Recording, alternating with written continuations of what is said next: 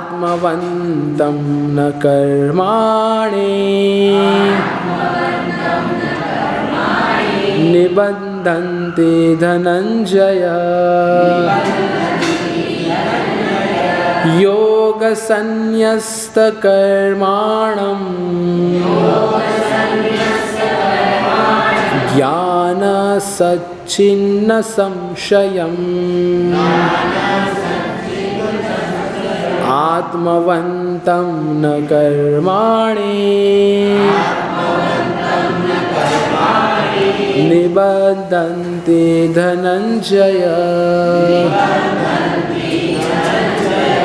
योगसन्न्यस्तकर्माणं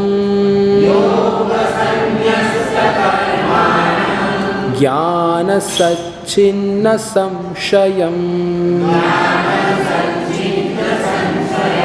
आत्मवन्तं न कर्माणि निबध्नन्ति धनञ्जय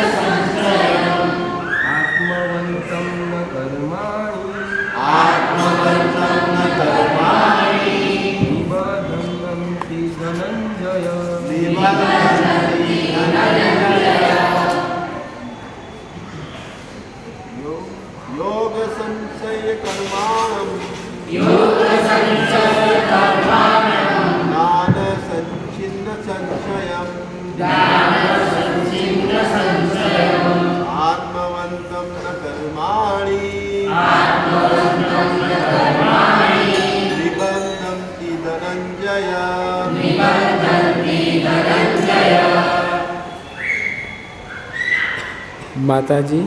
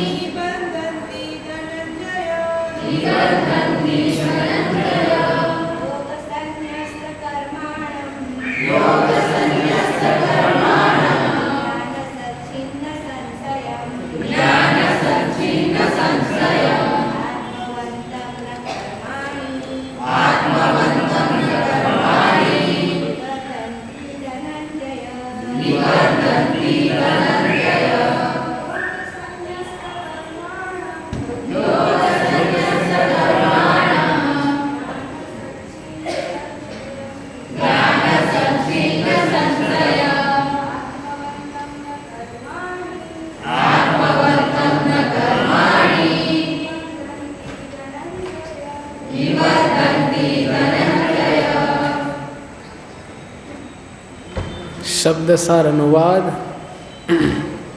एवं तात्पर्य। कृष्ण कृपा मूर्ति अभय चरणारविंद भक्ति वेदांत स्वामी श्रील प्रभुपाद के द्वारा इस्कॉन के संस्थापक आचार्य। योगा कर्म योग में भक्ति से संन्यस्ता जिसने त्याग दिए हैं कर्माणम कर्म फलों को ज्ञान से सच्छिन्ना काट दिए हैं। संशयम संदेह को आत्मवंतम आत्मपरायण को ना कभी नहीं कर्माणि कर्म निबद्धन्ति बांधते हैं। धनंजय हे संपत्ति के विजेता। अनुवाद: जो व्यक्ति अपने कर्म फलों का परित्याग करते हुए भक्ति करता है और जिसके संशय दिव्य ज्ञान द्वारा विनष्ट हो चुके होते हैं, वही वास्तव में आत्मपरायण है। हे धनंजय, यह क्षमा कीजिए, वह कर्मों के बंधन से नहीं बंधता। तात्पर्य: जो मनुष्य भगवद गीता की शिक्षा का उसी रूप में पालन करता है जिस रूप में भगवान कृष्ण ने दी थी, तो वह दिव्य ज्ञान की कृपा से समस्त संशयों से मुक्त हो जाता है। पूर्णतः कृष्ण भावना भावित होने के कारण उसे श्री भगवान के अंश रूप में अपने स्वरूप का ज्ञान पहले ही हो जाता है। अतएव निस्संदेह वह कर्म बंधन से मुक्त है। ओम ज्ञानतिमिरन्धस्य ज्ञानाञ्जनशलाकया चक्षुरुन्मिलितं येन तस्मै श्रीगुरुवे नमः। श्रीचैतन्यमनोभीष्टं स्थापितं येन भूतले स्वयं रूप कदा मह्यं ददाति स्वपदान्तिकं। वन्देऽहं श्रीगुरो श्रीयुतपदकमलं श्रीगुरुं वैष्णवांश्च श्रीरूपं साग्रजातं सहगण रघुनाथान्वितं त्वं सजीवं साद्वैतं सावधूतं परिजनसहितं कृष्णचैतन्यदेवं श्रीराधा कृष्णपदान् सहगण ललिता श्रीविशाखान्वितांश्च। जय श्री कृष्ण चैतन्य प्रभु नित्यानंद श्री अद्वैत गदाधर श्रीवासदि गौरभक्तवृंद। हरे कृष्णा कृष्णा कृष्णा हरे हरे, हरे राम राम राम हरे हरे। हरे कृष्णा कृष्णा कृष्णा हरे हरे, हरे राम राम राम हरे हरे। हरे कृष्णा कृष्णा कृष्णा हरे हरे, हरे राम राम राम हरे हरे। हरे कृष्णा हरे कृष्णा। तो आप सभी का स्वागत है हमारे साप्ताहिक रविवार के इस सत्संग में। हमारी चर्चा चल रही है चतुर्थ अध्याय दिव्य ज्ञान।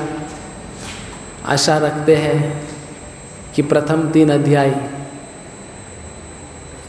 हम समझे होंगे। इसके पहले हमने कई बार इसकी चर्चाएं की है। तो आज का जो अध्याय है, चतुर्थ अध्याय का समापन होगा, पर वो समापन से पहले हमें पता होना चाहिए कि चतुर्थ अध्याय में था क्या। अभी कुछ दिन पहले श्रील भक्ति सिद्धांत सरस्वती महाराज का आविर्भाव दिवस था, जानते हैं सब लोग? भक्ति सिद्धांत महाराज जो श्रील प्रभुपाद जी के गुरु, तो हमारे जो आचार्य हुए हैं श्रील भक्ति विनोद ठाकुर, भक्ति सिद्धांत महाराज, प्रभुपाद जी, इन्होंने सिद्धांत को स्थापित करने में बहुत संघर्ष किया। क्योंकि जब चैतन्य महाप्रभु इस धरातल से स्वधाम चले गए तो उनके जाने के पश्चात कई प्रकार के अपसंप्रदाय आ गए समाज में। अपसंप्रदाय समझते हैं ना? एक होते हैं संप्रदाय, एक होते हैं अपसंप्रदाय। तो पूरा सिद्धांत तोड़ मरोड़ दिए गए थे।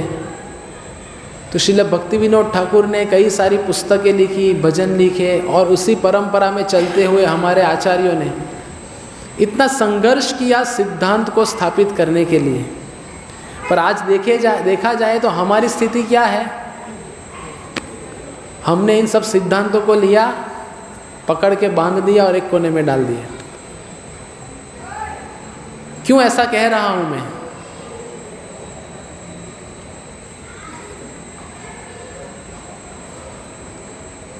कोई कहेंगे कैसे प्रभु जी, हम तो तिलक लगा के आते हैं, वैष्णव परिधान में आते हैं, सब पालन करते हैं,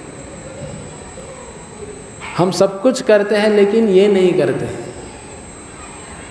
इसका अध्ययन होता है? आप, हमें लगता है प्रभु जी आप सब बोलो, इसके अलावा और माला करने के अलावा जो बोलेंगे वो सब कुछ कर लेंगे हम, पर ये 2 चीज़ मत बताइए। और भक्ति में प्रगति के लिए यही 2 आवश्यक है, शास्त्र का अध्ययन और हरि नाम जप। हरि नाम से चित्त शुद्धि होगी, और वो चित्त शुद्धि से हम ये शास्त्रों को ठीक ठीक समझ पाएंगे।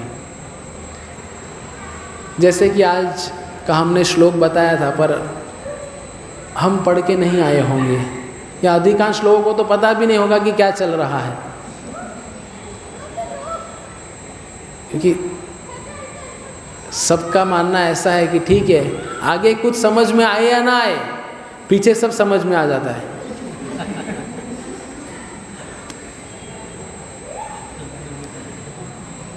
तो चतुर्थ अध्याय इसलिए हमें गंभीरता से लेना है। ये जो श्रील प्रभुपाद जी की कृपा से हमें इस्कॉन संस्था में जो मिला है, ये ग्रंथ अध्ययन करना है। अध्ययन के साथ साथ उसको हम कह सकते हैं कि अभ्यास करना है। पढ़ना अलग बात है, अभ्यास करना अलग बात है। तो हम आज सीखेंगे आज के श्लोक से। तो उसके पूर्व हम ये चर्चा करेंगे कि पिछले कई श्लोकों से क्या संबंध है, क्योंकि पुनरावर्तन करना पड़ेगा ना हमें, क्योंकि लंबे समय बाद हम चर्चा कर रहे हैं। तो इसी अध्याय के 38वें श्लोक में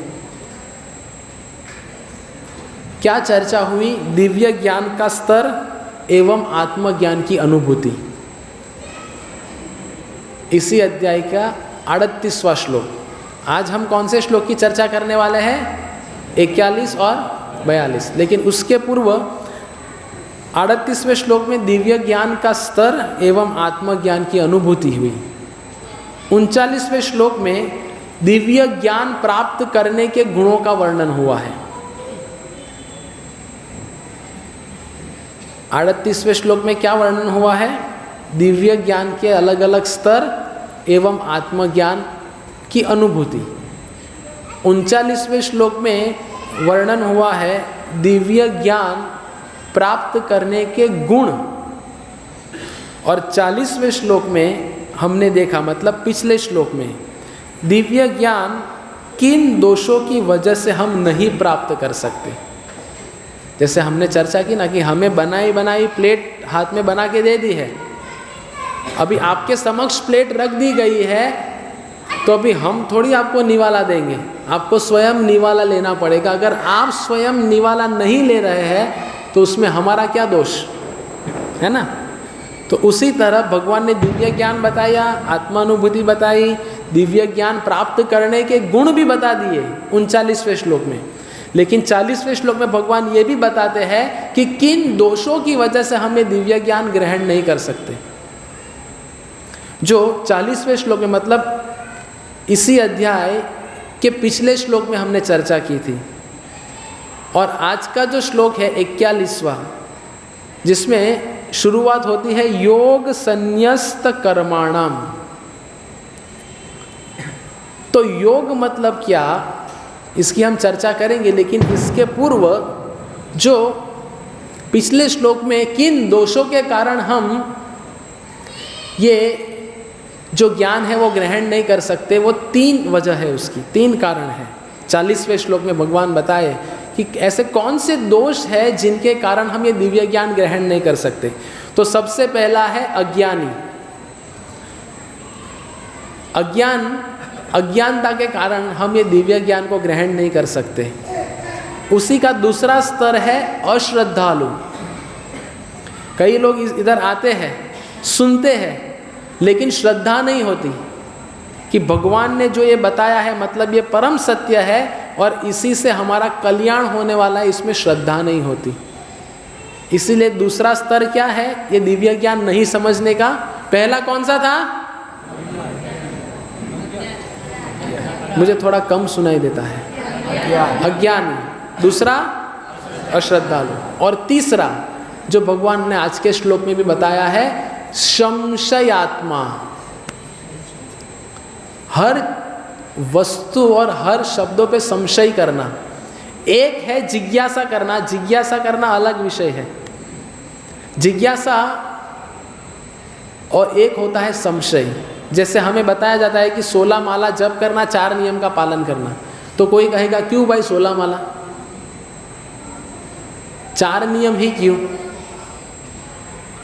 क्यों सुबह मंगल आरती आना, उससे क्या होगा, और भक्तों के संग में आगे क्या होगा। कई लोग का प्रश्न होता है, कई लोग को मैंने पूछा आप क्यों सेवा में नहीं आते।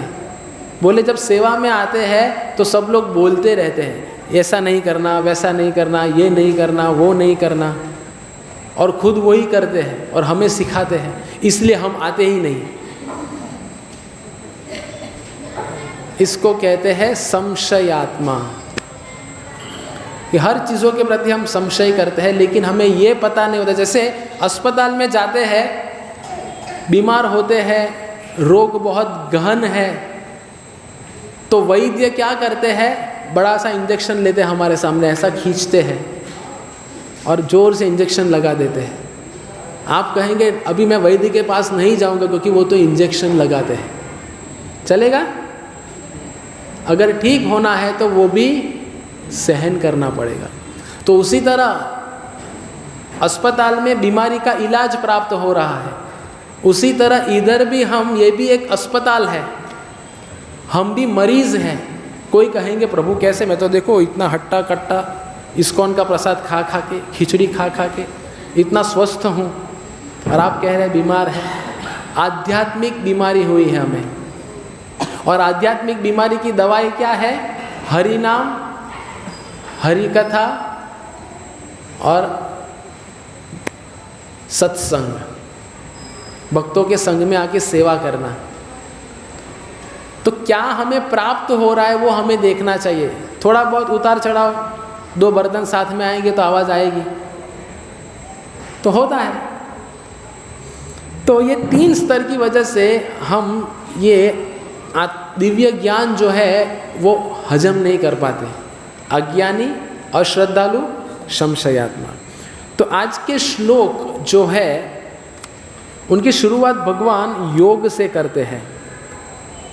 तो योग मतलब क्या, योग मतलब ऐसा, या ये योग की चर्चा चल रही है इधर। योग मतलब क्या बताना चाह रहे हैं भगवान, ये श्लोक में शुरुआत कैसे हो रही है। योग संन्यस्त कर्माणम, प्रथम शब्द ही योग बताया है। योग मतलब भगवान कृष्ण के साथ में जुड़ाव। भगवान ये दिव्य ज्ञान के द्वारा क्या बताना चाह रहे हैं कि भगवान कृष्ण के साथ का हमारा जुड़ाव। आज हमने हमारे शरीर का जो चार्जर है वो अलग अलग जगह पे डाल के रखा हुआ है। मोबाइल सब लोग इस्तेमाल करते हैं। कोई है ऐसा तो मोबाइल इस्तेमाल नहीं करता? हाथ ऊपर कीजिए, मैं नीचे कर देता। तो उसको चार्ज करने के लिए अगर आप गलत सॉकेट में डालोगे तो चार्ज होगा। फिर आप कहेंगे पूरी रात भर रखा था, चार्ज ही नहीं हुआ। अरे कनेक्शन ही गलत है। उसी तरह हम लोग योग के नाम पे सब कुछ करते हैं लेकिन कनेक्शन गलत है। कनेक्शन क्या होना चाहिए? कृष्ण कनेक्शन। तो योग मतलब स्वयं को जोड़ना है, लेकिन हम किधर जोड़ते हैं अपने आप को? कोई झूले पे जोड़ता है, झूले पे बैठ के माला होती है।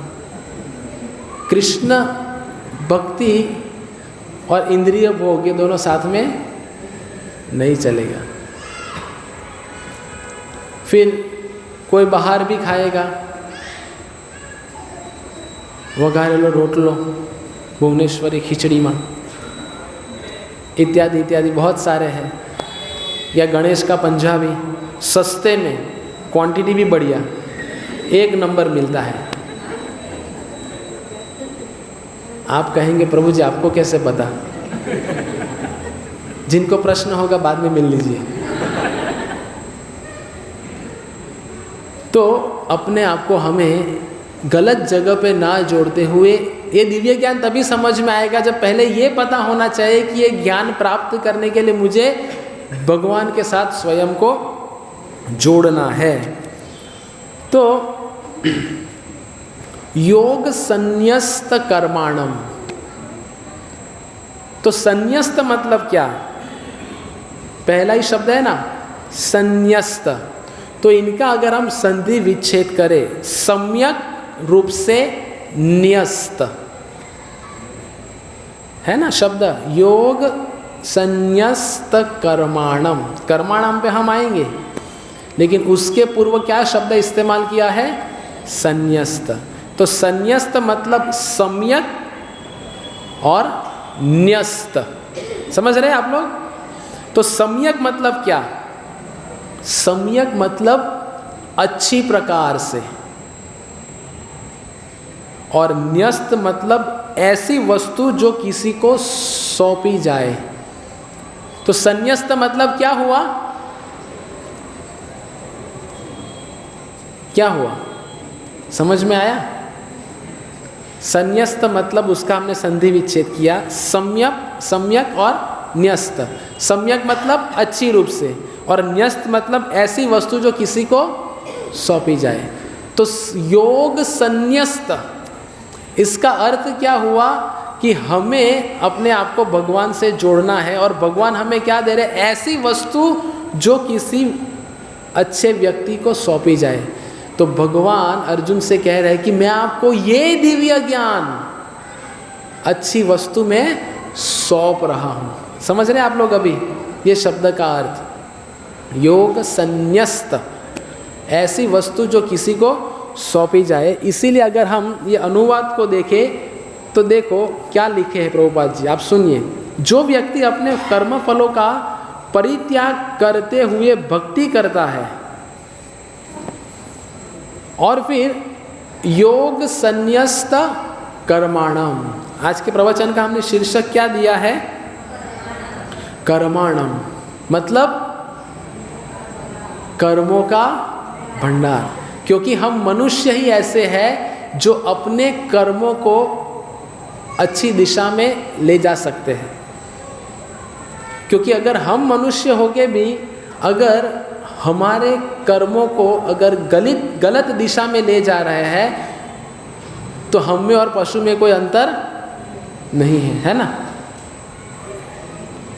तो अगर हम अपने आप को पशु से ऊपर उठाना चाहते हैं तो हमें अपने कर्मों का जो भंडार इकट्ठा किया है, क्योंकि ऐसा कोई भी मनुष्य नहीं है, भगवान ने आगे के अध्याय में बताया कि जो बिना कर्म का रह सकता है। कोई कहे मैं हिमालय में जाके तपस्या करता हूँ, सब जगह से दूर, कोई समस्या नहीं, कोई कर्म नहीं, तो कहते हैं कि वो कम से कम सांस तो ले रहा है ना, सांस लेते हुए भी उनका कर्म चल रहा है।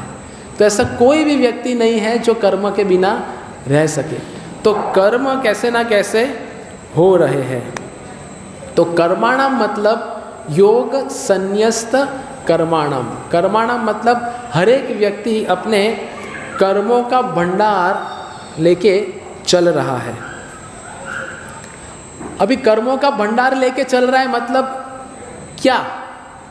आप में से कोई बता सकता है कि हम दैनंदिन जीवन में ऐसे कौन से कर्म करते हैं? कर्म करते हैं सब लोग? हाँ या ना? तो कौन से कर्म कर रहे हैं? तो कौन से कर्म? जैसे अगर किसी महिला को पूछा जाए कि आप हर रोज रसोई बनाते हैं, बोले हाँ, तो क्या बनाते हो? तो फिर बताएंगे चपाती, सब्जी, दाल और चावल। तो वैसे हम लोग अगर सहमत है कि हम हर रोज कुछ ना कुछ कर्म कर रहे हैं, तो ऐसे क्या कर्म कर रहे हैं?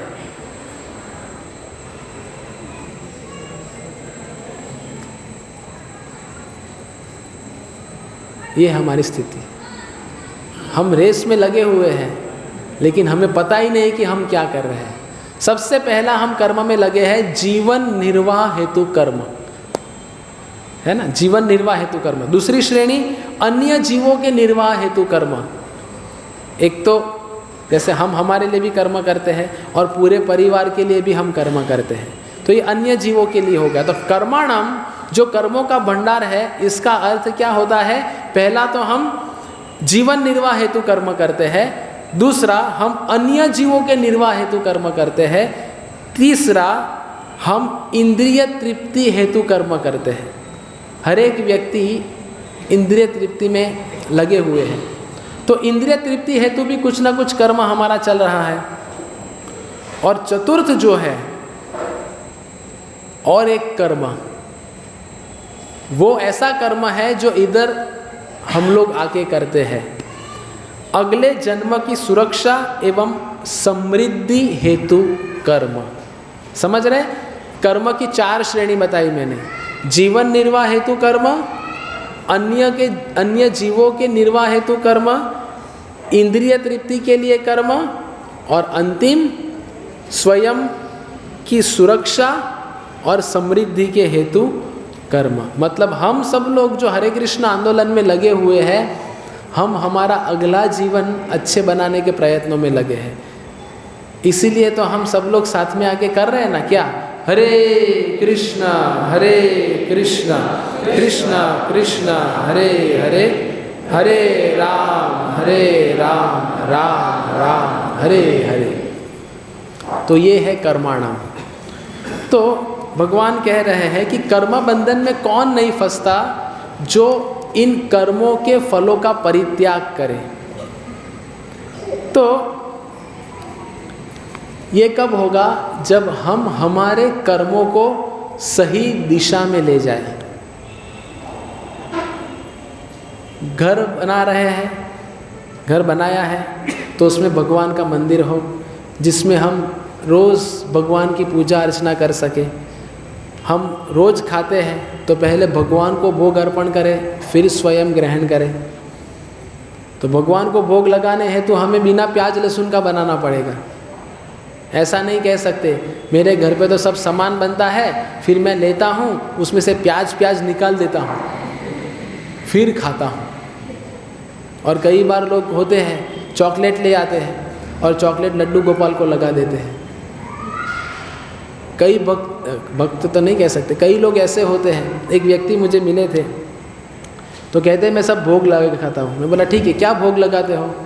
बोले सुबह में जो हम जो बनाते हैं सब लगाते हैं। बोला क्या?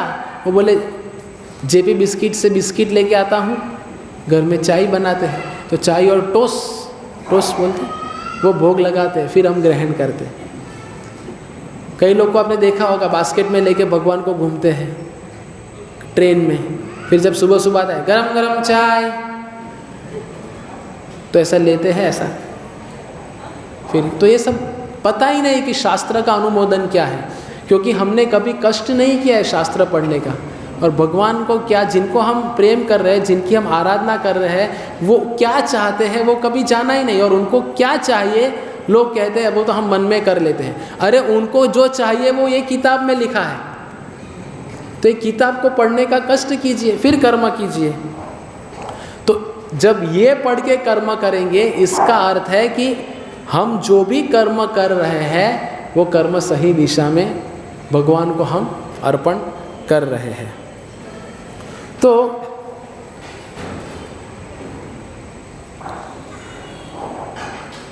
अगर हम महाभारत से देखिए कर्म के बारे में, तो पांडव और कौरव सेना हम देख सकते हैं।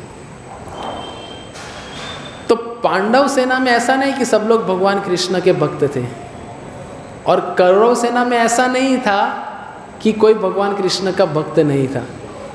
जैसे उदाहरण, पांडव सेना में द्रुपद महाराज थे, द्रौपदी के पिता, वो कृष्ण भक्त नहीं थे, वो शिव जी के उपासक थे, लेकिन फिर भी पांडव सेना में रह के युद्ध लड़ा। और अगर कौरवों की ओर देखा जाए तो कौरवों में कौन थे? भीष्म पितामह, जो भगवान कृष्ण के भक्त थे, जो विष्णु सहस्त्र नाम हमें प्रदान हुआ। तो अंतर क्या है कि अपने कर्मों को सही दिशा में ले गए वो। तो स्थिति हमारी कैसी भी क्यों ना हो, स्थिति हमें कभी कोई चीज़ के लिए मजबूर नहीं कर सकती। कई बार हमारा एक क्या कहते हैं, एक आलसीपन होता है कि हम ऐसे स्थिति को कई बार दोष देते हैं कि मेरी स्थिति ऐसी थी इसलिए मैं कर नहीं पाया, नहीं तो मेरी तो बहुत चाह थी, मेरी तो बहुत इच्छा थी कि मैं मंदिर आऊँ, सत्संग करूँ, हरि नाम करूँ, ये करूँ, मंगल आरती आऊँ, पर क्या करूँ प्रभु जी, उधर से बड़ी आँख हो जाती है तो मैं वापस सो जाता हूँ। तो कभी परिस्थिति बाध्य है ही नहीं, बाध्य है तो हमारी स्वयं की इच्छा। हमारी पिछली बार भी हमने चर्चा की थी कि ये ज्ञान में निपुण होने के लिए और ये ज्ञान में अग्रसर होने के लिए, भक्ति होने के लिए सबसे प्रथम गुण हमारा ये होना चाहिए कि हमें ये करने की इच्छा होनी चाहिए। जैसे महाराष्ट्र में कहते हैं, तुकाराम महाराज सांगतात, इच्छा तेथे मार्ग। जिधर हम इच्छा करते हैं उधर अपने आप स्वयं रास्ता अपने चल के प्राप्त होता है। तो हम जो चर्चा कर रहे हैं, यही श्लोक में आगे एक शब्द का प्रयोग किया गया है, आत्मवंत। तो कोई व्यक्ति आत्मवंत कैसे बन सकता है? योग संन्यस्त कर्माणम, और क्या है आगे पढ़िए,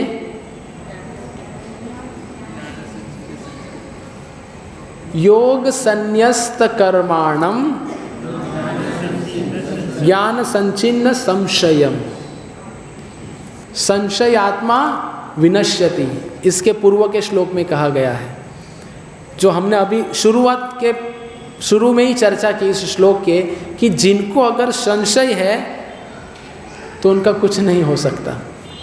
देखो, एक बार जो अज्ञानी है, अज्ञानी को ज्ञान देके हम भक्ति के स्तर पे क्रमशः ला सकते हैं, लेकिन जो हमेशा संशय करता रहता है, ऐसा ही क्यों, वैसा ही क्यों, एक जानने की जिज्ञासा है वो अलग बात है, लेकिन कई लोग का ऐसा स्वभाव होता है ना, हमेशा संशय करना हर एक वस्तु के ऊपर, तो फिर उनका कोई इलाज नहीं है।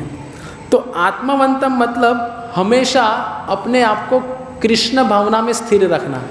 तो हमेशा कृष्ण भावना में स्थिर कैसे रहे? कि हमेशा जो भी कार्य करे, कर्म करे, वो भगवान कृष्ण के लिए करना।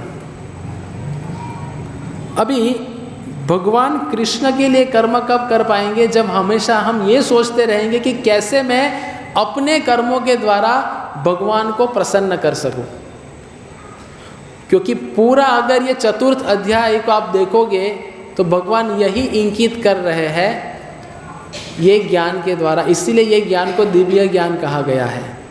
और साथ में ही अगर इसका यही अध्याय का दूसरा नाम है ज्ञान कर्म संन्यास योग, क्योंकि द्वितीय अध्याय में अगर हम देखेंगे तो द्वितीय अध्याय जिनका शीर्षक है गीता का सार, तो भगवान ने सभी प्रकार का ज्ञान दिया, कर्म योग, ज्ञान योग, सांख्य योग, इन सभी प्रकार का ज्ञान दिया। और क्रमशः भगवान तृतीय अध्याय, चतुर्थ अध्याय ऐसे एक एक करके जो ज्ञान प्रदान कर रहे हैं, और फिर जाके अगले अध्याय में भगवान भक्ति योग के बारे में बताएंगे। तो प्रश्न ये उठ सकता है कि भक्ति योग ही सर्वश्रेष्ठ है, भक्ति योग ही करना है, तो सबसे पहले क्यों नहीं बता दिया?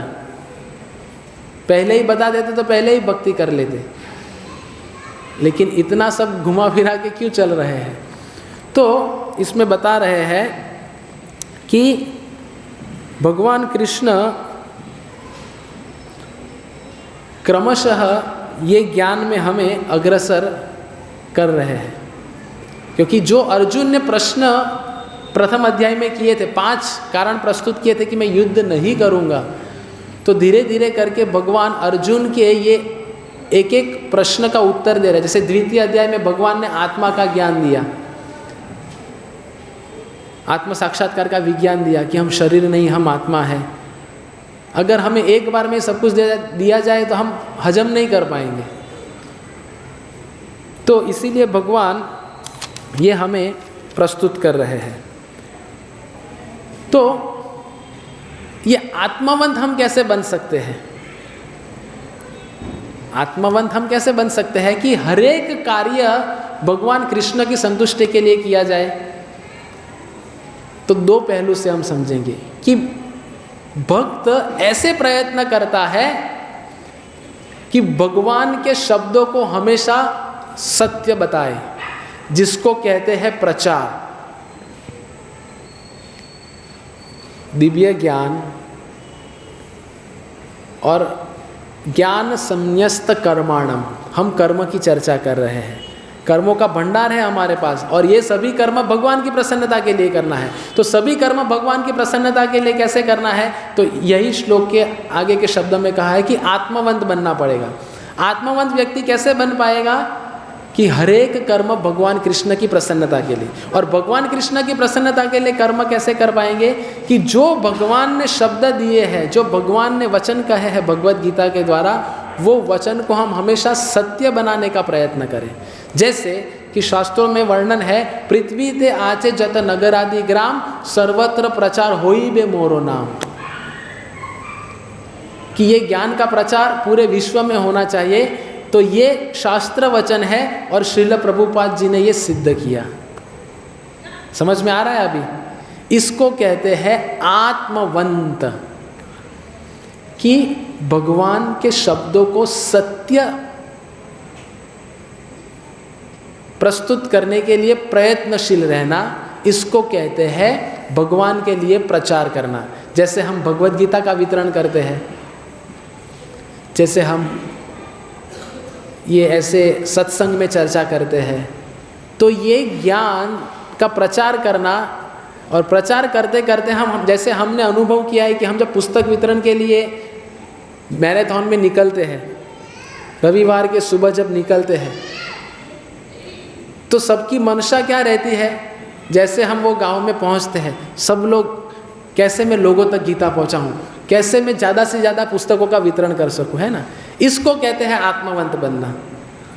और दूसरा पहलू ये आत्मवंत का बहुत सुंदर है कि भगवान कृष्ण भी अपने भक्तों के वचन को सत्य हमेशा करने के लिए प्रयत्नशील होते हैं।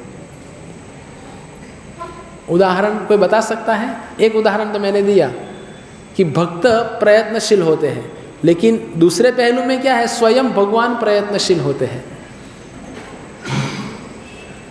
कुछ उदाहरण शास्त्रों से कि ऐसे कौन से विभाग है शास्त्रों में जिधर हम ये देख सकते हैं कि भक्तों के वचनों को सत्य करने के लिए भगवान ने ये कर्म किया। हाँ, भीष्म पितामह की प्रतिज्ञा। और प्रहलाद महाराज सत्यम विधातु निज भृत्य भाषितम। ब्रह्मा जी ने क्या वचन दिया था हिरण्यकश्यप को? अभी ब्रह्मा जी कौन है? भगवान के भक्त, न दिन में न रात में, न अंदर न बाहर, न अस्त्र न शस्त्र न नाखून, जो भी, सॉरी नाखून तो बाद में आया, तो सब कंडीशन रखी थी। तो भगवान ने ऐसा नहीं बोला ब्रह्मा जी से, भाई थोड़ा सोच समझ के तो दो वरदान। तो फिर भगवान ने अपने भक्तों के वचन को सत्य बनाने के लिए नरसिंह भगवान अवतरित होके आए। हम सब लोगों ने नरसिंह मूवी देखा, लेकिन हम सब लोग देखे बहुत अच्छे हैं, बहुत अच्छे हैं, लेकिन प्रहलाद महाराज का जो समर्पण था, वो समर्पण की पराकाष्ठा तक पहुंचने का हम में से कोई चेष्टा नहीं करेगा, तो फिर आत्मावंत कैसे बन पाएंगे? सब कई सारे लोगों ने बहुत अच्छा है, बहुत अच्छा है, बहुत अच्छा है। कभी किसी ये चलचित्र को देख के किसी को इच्छा नहीं हुई कि हम श्रीमद् भागवतम ले और श्रीमद् भागवतम से ये वृत्तांत को हम और गहराई से पढ़े और जाने।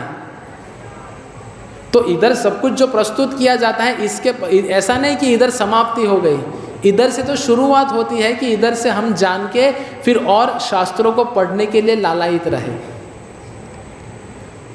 तब जाके फिर क्या होगा, जो अगले श्लोक में भगवान बता रहे हैं, जो अंतिम श्लोक है इस अध्याय का, तस्माद् ज्ञान संभूतम यस्थम ज्ञानसिनात्मनः छित्त्वेनं संशयं योगम उत्तिष्ठ उत्तिष्ठ भारत। ये श्लोक में भी भगवान संशय शब्द का पुनः प्रयोग कर रहे हैं।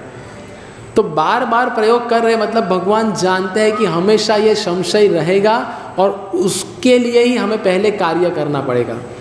तो अनुवाद में कहते हैं श्रील प्रभुपाद जी, अतएव तुम्हारे हृदय में अज्ञान के कारण जो संशय उठे हैं, उन्हें ज्ञान रूपी शस्त्र से काट डालो। हे भारत, तुम योग से समन्वित होकर खड़े हो और युद्ध करो। तो क्या कह रहे हैं भगवान कि हमें अज्ञान को काटना है। और अज्ञान को कैसे काटना है? ज्ञान की तलवार से काटना पड़ेगा।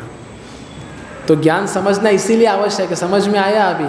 तो पूरे चतुर्थ अध्याय में जो भगवान ये दिव्य ज्ञान प्रस्तुत कर रहे हैं, तो सारांश में यही बताने का उद्देश्य है कि हम सब लोग जो दैनंदिन कर्म में लगे हुए हैं, तो कर्म को भगवान की संतुष्टि के लिए, और भगवान की संतुष्टि के लिए कर्म करना है तो ये शास्त्रों का अध्ययन करना पड़ेगा। ये भगवद गीता यथारूप केवल और केवल ये यथारूप से समझना पड़ेगा। श्रीमद् भागवतम को जानना पड़ेगा।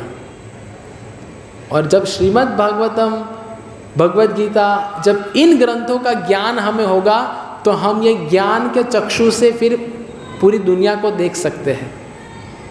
समझ रहे हैं कि क्या चल रहा है? नहीं तो हमें ये दुनिया जो बताती है वही अच्छा लगेगा। जैसे कई लोग कहते हैं मानव सेवा ही माधव सेवा, सुना है आपने ऐसा? ये भी एक कर्म हुआ ना। लोग कहते हैं मैं तो कर्म में मानता हूँ, बस ये भक्ति मैं नहीं चाहता। कल हम पुस्तक वितरण के लिए गए थे, तो एक डॉक्टर की दुकान, डॉक्टर का दवाखाना था, उसमें हम चले गए। तो ऐसा पूरा भगवान का फोटो भी था और ऐसा इतना हमको ग्रीन कारपेट वेलकम किया। मुझे लगा, मैं तो सोचा कि इसको भागवतम दे ही देता हूँ। लेकिन वो कहते हैं कि आप एक ऐसे लड़के को लेके आओ जिसको मैं पूरा जिंदगी भर पढ़ाने के लिए तैयार हूँ, लेकिन मैं इसमें नहीं मानता। और ऐसा भी बोलते हैं कि मैं इसमें नहीं मानता, और फिर ऐसा भी कहते हैं कि मैंने पूरी भगवद गीता पढ़ ली। तो मैं उनको ऐसा कहा कि अगर आप पूरी भगवद गीता वास्तव में पढ़ी होती तो ये कभी शब्द का प्रयोग करते ही नहीं। बोले भगवद गीता में भगवान ने क्या कहा है कि ऐसे दुखियारे लोगों को सहायता करो, बस वही भक्ति है। ये माला लेना, मंदिर जाना, फिर मंदिर के, मैंने उनको कहा आप एक पुस्तक लीजिए जिसके द्वारा मंदिर की सेवा होगी। मंदिर की सेवा में मैं नहीं मानता। तो फिर हमने कहा कि आप एक व्यक्ति को जिंदगी भर पढ़ाओगे, लेकिन उसके अगले जन्म का क्या अगले जन्म में भी आप उनको पढ़ा पाओगे? और अगर आप, मैं उनको कहा कि अगर आपको वो लड़के को अगर वास्तव में उसका कल्याण करना है तो आप उन्हें ये भगवत गीता भेंट दीजिए, ये भगवत गीता खरीदिए और ये भगवत गीता से कुछ नहीं होगा। मैं कहा कि आपको अभी नहीं, लेकिन समय जाने के बाद समझ में आएगा कि ये भगवत गीता ही वास्तव में कल्याणकारी है। तो ऐसी दशा हमारे भी जहन में किधर ना किधर ये प्रश्न होगा कि भाई हम आजकल बहुत वो चल रहा है, चक्षुदान महादान, रक्तदान महादान, किडनी दान, ये दान वो दान, कितना दान कर पाओगे आप? उससे अच्छा एक व्यक्ति को अगर आप कृष्ण भावना भावित बनाइए, ऐसा ज्ञान दीजिए। इसलिए भगवान ये अध्याय में दिव्य ज्ञान की चर्चा कर रहे हैं कि अगर ये ज्ञान प्रदान होगा किसी व्यक्ति को तो उसका पुनर्जन्म कभी होगा ही नहीं। मतलब इस संसार में पुनर्जन्म होता है, लेकिन वो भगवान के धाम में होगा अगर ये भगवत गीता समझ जाए तो। इसीलिए भगवान ने अगले अध्याय में, मतलब पिछले अध्याय में सब कुछ अलग अलग योग पद्धति बताई। फिर चतुर्थ अध्याय में भगवान बता रहे हैं कि यही दिव्य ज्ञान एकमेव मार्ग है स्वयं के कल्याण करने हेतु। तोमारो लईते आमी होइनु अवतार। ये भजन में कहते ना, एने छी औषधि माया नाशी बार लागी, हरि नाम महामंत्र लव तुमी मागी। भगवान कह रहे हैं कि ये औषधि मैं आपके लिए लेके आया हूँ। हमने इसकी चर्चा की ना शुरुआत के प्रवचन में ही, वैद्य का उदाहरण देखे तो भगवान औषधि लेके आए हैं। किसकी औषधि? हमको जो भव रोग हुआ है उसकी। और औषधि क्या है? हरि नाम महामंत्र लवतो मे मागी। इसीलिए हमें निष्ठापूर्वक भगवान के नाम का जप करना है। और जब जप करेंगे, सेवा करेंगे, नियमित रूप से सत्संग में आएंगे। ऐसा नहीं कि अभी बहुत शादी का माहौल चल रहा है तो एक व्यक्ति, ये उदाहरण बता के मैं अंत करूँगा। हम बम्बई में सत्संग करते थे तो उधर भी हम गुरुवार को सत्संग करते थे। तो हम सत्संग के लिए गए तो एक लड़का आया नहीं। तो मैंने पूछा कि आप आज सत्संग में आए नहीं, फ़ोन किया सत्संग के पश्चात। बोले प्रभु जी मैं तो, हाँ अभी वो समय कौन सा था वो बताता हूँ पहले। वो नवरात्रि चल रही थी। क्या चल रही थी? तो अभी हम भी होते उनकी जगह पे तो हम भी क्या करते कि आपका सत्संग तो प्रति रविवार चलता है, लेकिन नवरात्रि तो साल में एक बार आती है। तो यही सोच के वो लड़का गया था नवरात्रि में सत्संग को छोड़ के। सत्संग कितना ज़रूरी है ये बताना चाह रहा हूँ। तब हुआ क्या, नवरात्रि में गए, ढोल बज रहे थे, ढोलीडा ढोल रे वगाड़, और इतना जोश से वो चल रहे थे सब कुछ, गरबा वगैरह, इतना फॉर्म में आके वो सब जानते हैं। हमारी भी यही दशा है। अगर नवरात्रि होती है तो ये सत्संग कक्ष, गणेश चतुर्थी इत्यादि इत्यादि बहुत सारे त्यौहार आते हैं तो कोई आता नहीं। तो जो नहीं आ रहे उनके लिए सबक है, शिक्षा है ये क्या। तो फिर इतना सब कुछ हो गया। फिर उस दिन रात को हम सब वापस मंदिर चले गए। तो मुझे वापस जिधर सत्संग किया था वो हॉस्टल से फ़ोन आया कि प्रभु जी वो जो लड़का था जो नवरात्रि में बहुत खेल रहा था, इतना नाचा, इतना कूदा, दिल का दौरा पड़ गया और जगह पे ही उसने जीवन छोड़ दिया। किधर? बाम्बू बीच डांडिया में। मृत्यु निश्चित थी। अगर वो सत्संग में आया होता तो उसकी गति अच्छी होती थी। हम में से कोई ऐसा दावा नहीं कर सकता कि प्रभु जी अभी तो मेरा जीवन का बहुत समय बाकी है। कोई है ऐसा दावा करने वाला? हमें पता नहीं कि कब हमारे जीवन में पूर्ण विराम आ जाएगा। हम हमेशा अल्प विराम रख के जीवन को चलाते हैं। नवरात्रि अल्प विराम, गणेश चतुर्थी अल्प विराम, और कुछ लग्न अल्प विराम, लग्न में अच्छा खाना अल्प विराम।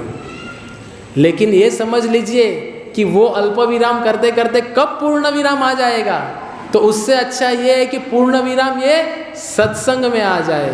हरे कृष्ण कृष्ण कृष्ण हरे हरे, हरे राम राम राम हरे हरे। श्रीमद् भगवद गीता यथारूप की, श्रील प्रभुपाद की, निताय गौर प्रेमानंदे। किसी का कोई प्रश्न?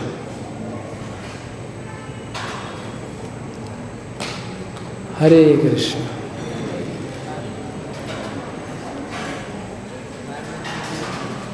सबके लिए प्रसाद है।